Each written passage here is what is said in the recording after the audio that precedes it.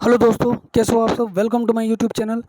दोस्तों 9 मई 2022 को NTPC CBT 2 का जो एग्ज़ाम हुआ था सेकंड शिफ्ट का, उसका आज हम लोग जीएस का टोटल 50 क्वेश्चन करने वाले हैं।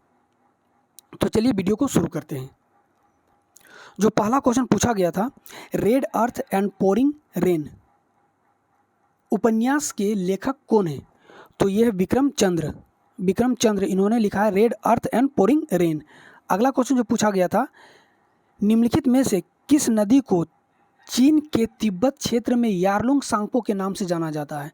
तो यह ब्रह्मपुत्र नदी को चीन के तिब्बत क्षेत्र में यारलुंग सांगपो के नाम से जाना जाता है। देखिए, ब्रह्मपुत्र नदी का उद्गम स्थल कहाँ है? तो यह है मानसरोवर झील के पास से ये निकलती है। तिब्बत के पठार के पास जो मानसरोवर झील है उसी के पास से निकलती है। ब्रह्मपुत्र नदी कुल 4 देशों से होकर गुजरती है, चाइना, तिब्बत, बांग्लादेश और भारत। ब्रह्मपुत्र नदी को 4 अलग अलग नामों से भी जाना जाता है। तिब्बत या चाइना में इसे सांगपो के नाम से जाना जाता है। अरुणाचल प्रदेश में दिहांग के नाम से जाना जाता है। अरुणाचल प्रदेश से ब्रह्मपुत्र नदी जैसे ही असम में इंटर करती है, असम में, तो इसका नाम ब्रह्मपुत्र हो जाता है, जैसे भारत में ब्रह्मपुत्र। और बांग्लादेश में यमुना के नाम से जाना जाता है। देखिए,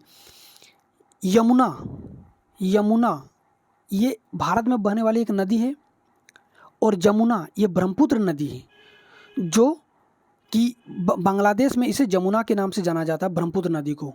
और ये यमुना नदी ये एक अलग नदी है जो भारत में बहती है, यमुना नदी, जो गंगा की एक सहायक नदी भी है।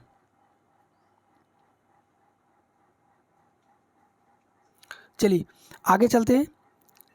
जियानलुंगी डोनारुम्मा कौन थे जिनका नाम जुलाई 2021 में खबरों में आया था? देखिए, एक खिलाड़ी है। अगर खिलाड़ी है तो कौन सा खेल खेलते हैं? तो ये फुटबॉलर है, ये फुटबॉल खेलते हैं। और ये किस देश के? तो ये इटली के हैं, अगला क्वेश्चन जो पूछा गया था, ऋग्वेद 1028 सूक्तों का एक संग्रह है जो डैश मंडलों में विभाजित है। तो ये देखिए, ये 10 मंडलों में विभाजित है, कुल 10 मंडलों में विभाजित है। ऋग्वेद में 10 मंडल है, 1028 सूक्त हैं और 10,462 ऋचाएँ हैं। इस वेद के ऋचाओं को पढ़ने वाले ऋषि को होत्री कहा जाता है।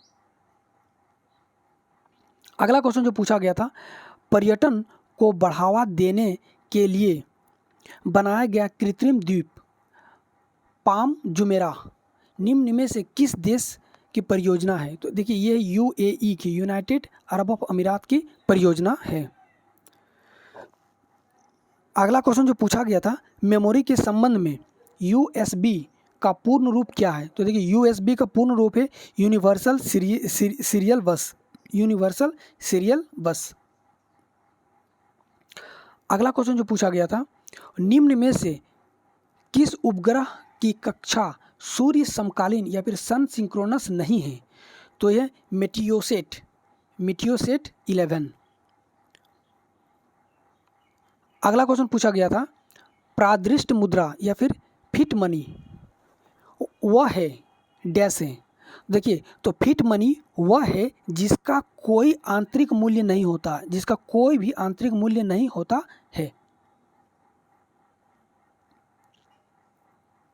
FRBMA को 2003 में अधिनियमित किया गया था, जिसके द्वारा सरकार के लिए राजकोषीय घाटे को कम करने के लक्ष्य निर्धारित किए गए थे।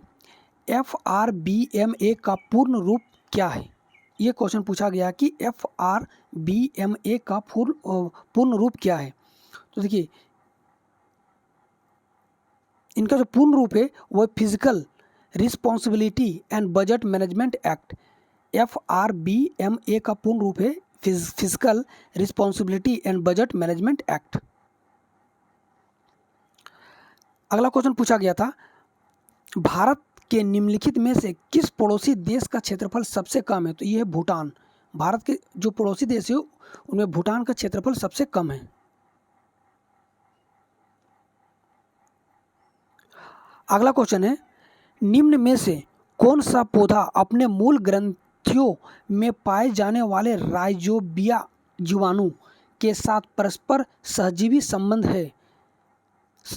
के कारण वायुमंडलीय नाइट्रोजन का स्थिरीकरण नहीं करता है?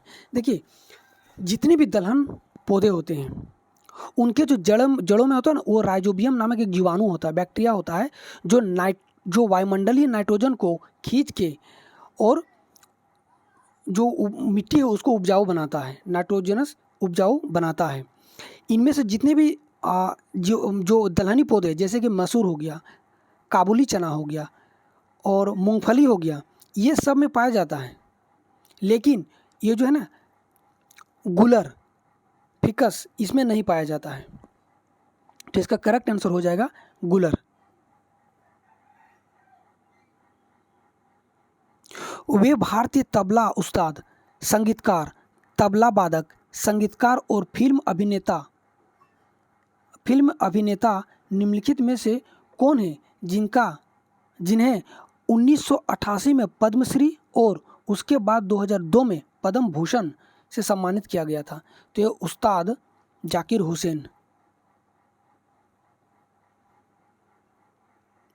निम्नलिखित में से कौन सा तत्व आधुनिक आवर्त सारणी के डी ब्लॉक के तत्व है? तो डी ब्लॉक का तत्व कौन है?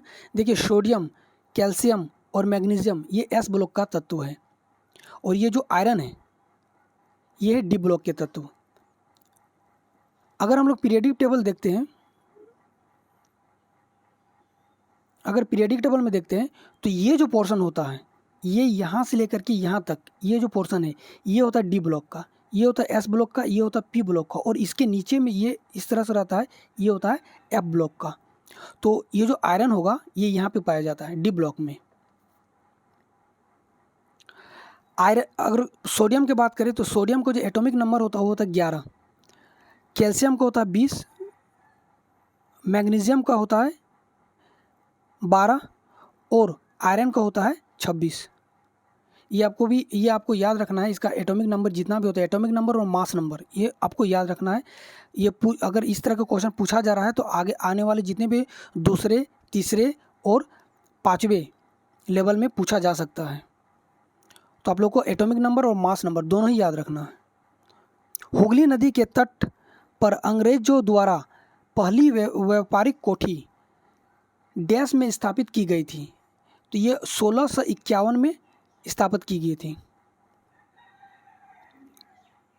अगला क्वेश्चन जो पूछा गया था, किसी निश्चित समयावधि में लिंग और आयु के आधार पर जनसंख्या के विभाजन को दर्शाने वाले आरेख क्या कहलाते हैं? तो ये जनसंख्या पिरामिड कहलाते हैं। स्कैंडिनेवियन एक सांस्कृतिक क्षेत्र है जो डैश महाद्वीप में स्थित है। देखिए, ये यूरोप में स्थित है। अगर क्वेश्चन में थोड़ा सा और टफ अगर करना रहता क्वेश्चन को, तो ये यूरोप ना दे करके एक ऑप्शन हटा के और 2 ऑप्शन दे देता, उत्तरी यूरोप और दक्षिणी यूरोप। तो आपका आंसर क्या होता? तो आप ये जो करेक्ट आंसर तब हो जाता उत्तरी यूरोप। तो ये जो स्कैंडिनेवियन एक सांस्कृतिक क्षेत्र है वो कहाँ पाया जाता है? उत्तरी यूरोप में पाया जाता है। कल्हान की राजतरंगिणी में डैश एक शासन करने वाले राजाओं के इतिहास का संस्कृत भाषा में वर्णित किया गया है। तो ये एग्जैक्टली ये पूछा किया गया है कि ये जो कल्हान का जो राजतरंगिणी है वो कहाँ के सौंदर्य को दर्शाया गया है इस बुक में? तो ये है कश्मीर के जो पूरे जितने भी कश्मीर का जो इतिहास है उसके बारे में बताया गया है राजतरंगिणी में। और ये लिखा किसके द्वारा है? कल्हान द्वारा। गोवा डैश को भारत का 25वां राज्य बना था। तो ये 30 मई 1987 को गोवा भारत के 25वें राज्य के रूप में बना था और इसे आज़ाद पुर्तगालियों से कराया गया था। अगला क्वेश्चन है, जून 2021 में तेलंगाना सरकार ने मेडिसिन फॉर द स्काई परियोजना को विकसित करने के लिए किस ई-कॉमर्स फर्म के साथ साझेदारी की थी? तो ये तो फ्लिपकार्ट इंटरनेट प्राइवेट लिमिटेड के साथ साझेदारी की थी। अगला क्वेश्चन जो पूछा गया था, सांची के स्तूप में निम्नलिखित में से कौन सा प्रतीक चिन्ह सारनाथ के बुद्ध द्वारा दिए गए प्रथम उपदेश को वर्णित करता है? ये चक्र जो सारनाथ द्वारा बुद्ध द्वारा जो प्रथम उपदेश दिया गया था उसका प्रतीक चिन्ह है चक्र। अगला क्वेश्चन पूछा गया था, मई 2021 में भारतीय अंतरिक्ष अनुसंधान संगठन में विक्रम साराभाई अंतरिक्ष केंद्र VSSC द्वारा विकसित व्यावसायिक रूप से उपलब्ध हाई एंड वेंटिलेटर के समतुल्य कम लागत वाले वेंटिलेटर का नाम बताइए। तो ये था वायु। देखिए कुछ क्वेश्चन काफ़ी टफ पूछा गया, आप लोग का जो ये जो शिफ्ट हुआ था इसमें कुछ क्वेश्चन काफ़ी टफ पूछा गया है, लेकिन इसका मतलब ये नहीं कि हम जैसे कि ये जो हमको मिला उसमें से जब हम काउंट किए तो तकरीबन 12 से 15 क्वेश्चन ऐसा था जो कि टफ पूछा गया था। 12 से 15 क्वेश्चन हमको यहाँ पे लगा कि ये टफ क्वेश्चन में इसको काउंट किया जा सकता है। निम्न में से कौन सा भारतीय संविधान के अनुच्छेद 182 के घटक हैं? देखिए अनुच्छेद आर्टिकल 182 के घटक के बारे में पूछा गया तो, और आर्टिकल 182 में क्या है तो विधान परिषद के सभापति और उपसभापति के बारे में बताया गया है आर्टिकल 182 में।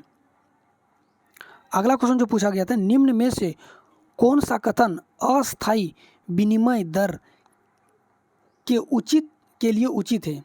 अस्थायी विनिमय दर के लिए उचित है तो यह मांग और आपूर्ति बाजार शक्तियों द्वारा निर्धारित होती है। क्वेश्चन में क्या है कि निम्न में से कौन सा कथन अस्थायी विनिमय दर के लिए उचित है तो यह मांग और आपूर्ति बाजार शक्तियों द्वारा निर्धारित होती है।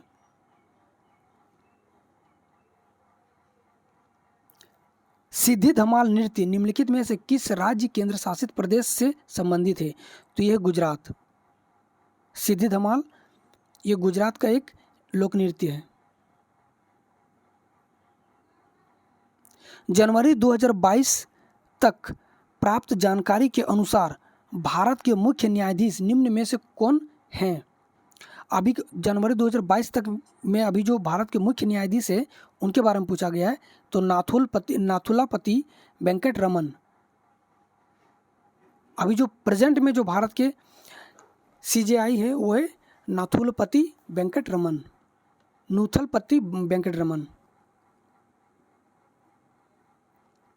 भारतीय संविधान का अनुच्छेद 352 से संबंधित है। देखिए यह राष्ट्रीय आपातकाल से संबंधित है। अगर यहीं पे पूछ लेगा कि 356 किससे संबंधित है तो यह है राज्य आपातकाल से, ये राज्य आपातकाल से संबंधित है। और 360 ये किससे संबंधित है तो ये हो जाएगा वित्तीय आपातकाल से संबंधित है।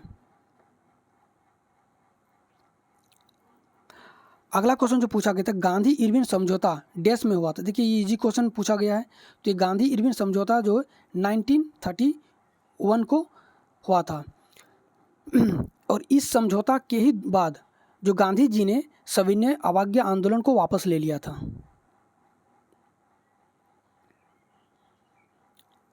अगला क्वेश्चन जो पूछा गया था, 2011 की भारतीय जनगणना के अनुसार भारत के निम्नलिखित में से किस राज्य में अनुसूचित जाति SC की जनसंख्या को दर्ज नहीं किया गया था तो यह नागालैंड। जो 2011 के जनगणना हुआ था उस समय जो जितने भी SC हैं नागालैंड में उसको काउंट नहीं किया गया था, उसके जनसंख्या को। अगला क्वेश्चन पूछा गया था, एकाधिकार तथा प्रतिबंधात्मक व्यवहार अधिनियम MRTP निम्न में से किस वर्ष प्रभावी हुआ तो ये हुआ था 1970 को। अर्जित कुल राजस्व और कुल लागत का डैश किसी फॉर्म का लाभ होता है। देखिए पूछा गया है कि अर्जित कुल राजस्व और कुल लागत का डैश किसी फॉर्म का लाभ होता है। यहाँ पे लाभ के बारे में पूछा गया है। देखिए मान लेते हैं कि मेरा कुल लागत है 100 रुपया, किसी फॉर्म के लिए कि हम लगाएं 100 रुपया, अब हमको प्रॉफिट हुआ 120 रुपया, मतलब हमको जो अर्जित हुआ वो 120 रुपया हुआ। तो अगर ये दोनों को अंतर करेंगे तो मेरा हमको कुल लाभ निकल जाएगा। तो अगर ये दोनों का अंतर, तो यहाँ पे पूछा गया अगर ये दोनों का अंतर हमको 20 रुपया जो लाभ हुआ, ये 20 रुपया लाभ कैसे हम निकालेंगे कि ये जो मेरा कुल लागत था उससे जो भी हमको आया अर्जित, उससे अगर इसको घटा देंगे तो हमको 20 रुपया जो ये यहाँ पे निकल के आएगा वो किससे आएगा, जब हम उसको अंतर करेंगे तभी तो आएगा।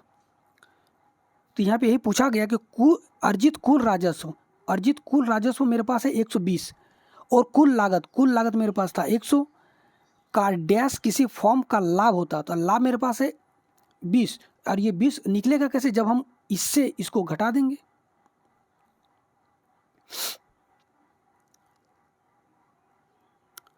विख्यात गायिका MS सुब्बलक्ष्मी एक भारतीय कर्नाटक गायकी थी जिनका नाम डैश में, जिसका जन्म डैश में हुआ था, माफ़ कीजिएगा, इसके जन्म के बारे में पूछा गया है।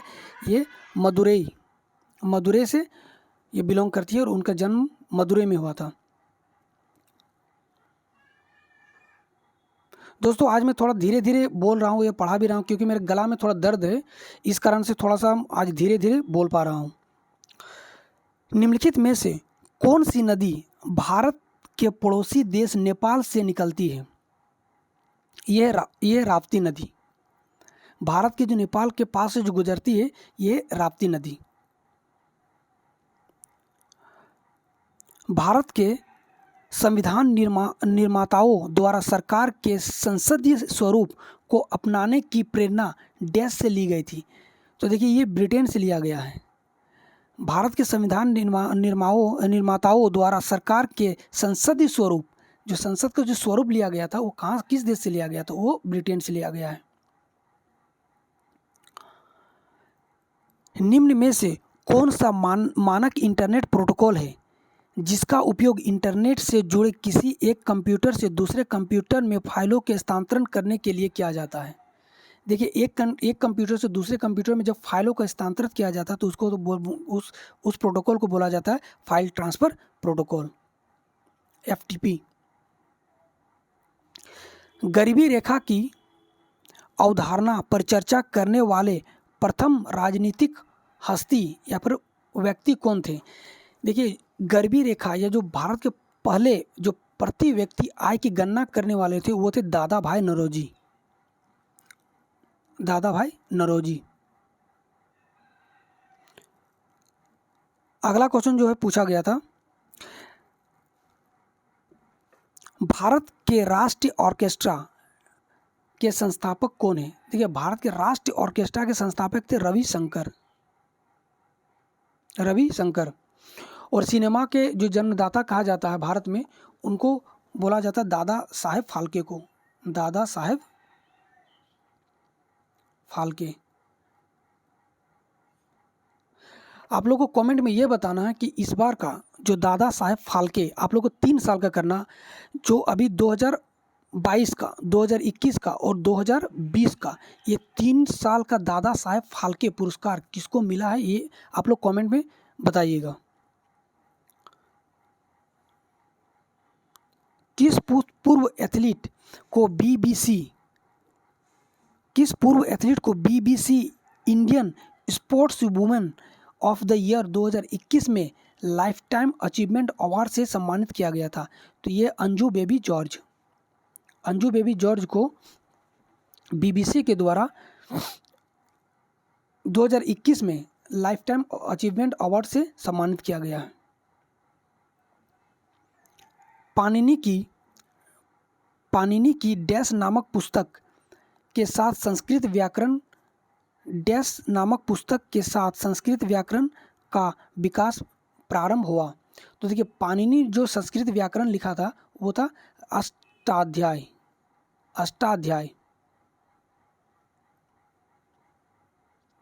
नीचे सूचीबद्ध खाद्य पदार्थों में से विटामिन सी का सबसे समृद्ध स्रोत कौन सा है? तो देखिए सबसे समृद्ध स्रोत जितने भी खट्टे फल होते हैं उसमें विटामिन सी पाया जाता है। ये साइट्रिक फ्रूट्स जितने भी होते हैं उसमें विटामिन सी पाया जाता है, प्रचुर मात्रा में पाया जाता है। अगला क्वेश्चन पूछा गया था, संयुक्त राष्ट्र विकास कार्यक्रम यूएनडीपी द्वारा तैयार मानव विकास सूचकांक रिपोर्ट 2020 माफ कीजिएगा 2020 में डैश पहले स्थान पर थे। देखिए 2020 में जो है वो नॉर्वे पहले स्थान पे है। आप लोग कमेंट में बताइएगा 2022 में इंडिया का रैंक क्या है और नंबर 1 में कौन है और सबसे लास्ट में कौन है।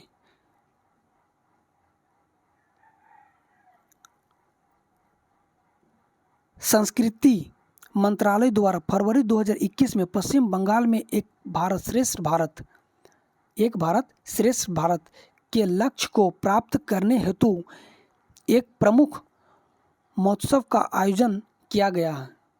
इस महोत्सव का नाम क्या है। देखिए जो वेस्ट बंगाल में एक भारत श्रेष्ठ भारत के लक्ष्य पे जो संस्कृत कार्यक्रम या महोत्सव का जो आयोजन किया गया था उसका नाम है राष्ट्रीय संस्कृत महोत्सव, और ये कहाँ किया गया है, पश्चिम बंगाल में।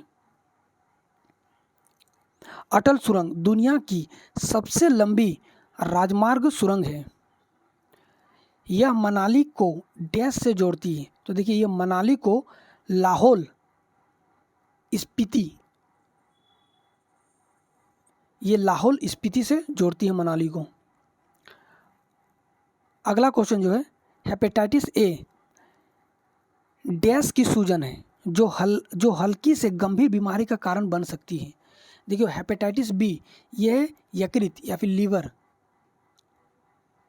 लीवर की एक बीमारी है जो लीवर में सूजन आ जाता है, और अगर इसका इलाज समय पर ना करवाया गया तो धीरे धीरे आदमी की मृत्यु भी हो सकती है।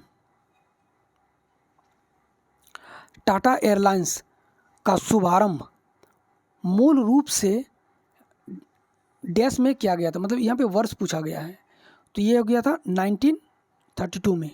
1932 में टाटा एयरलाइंस का शुभारंभ किया गया था। काली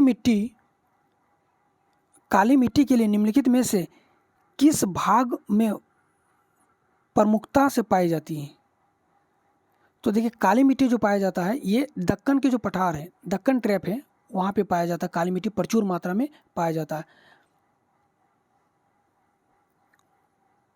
अगला क्वेश्चन जो पूछा गया था, निम्नलिखित में से किस भू सर्वेक्षण उपग्रह को नासा और इसरो द्वारा संयुक्त रूप से प्रक्षेपित किया जाना है। तो यह है निसार। अगला क्वेश्चन जो पूछा गया था, हेमिस गोम्फा उत्सव गुरु डैश की जयंती के उपलक्ष्य में मनाया जाता है। तो पद्म संभव, ये पद्म संभव गुरु के उपलक्ष्य में मनाया जाता है जन्मदिन पे। बंगाल की खाड़ी के तट पर कोणार्क का मंदिर, जो कोणार्क का सूर्य मंदिर है उड़ीसा में, किसके द्वारा बनवाया गया था। तो ये बनवाया गया था, माफ कीजिएगा, ये किस शताब्दी में बनाया गया था। तो ये बनाया गया था 13वीं शताब्दी में। और किसके द्वारा बनाया गया था, तो ये नरसिंह देव के द्वारा बनाया गया था। दोस्तों तो ये आज का लास्ट क्वेश्चन था। या ये वीडियो कैसा लगा। देखिए दोस्तों आज मेरा गला में दर्द हो रहा है, इसलिए मैं बोलने में भी थोड़ा हमको तकलीफ हो रही थी। फिर भी हम ये वीडियो आप लोग के लिए बनाएं। ये वीडियो कैसा लगा आप लोग प्लीज़ बताइएगा कमेंट करके। अगर अच्छा लगा वीडियो तो प्लीज़ चैनल को सब्सक्राइब कर दीजिएगा, वीडियो को लाइक कर दीजिएगा। तब तक के लिए जय हिंद, जय भारत।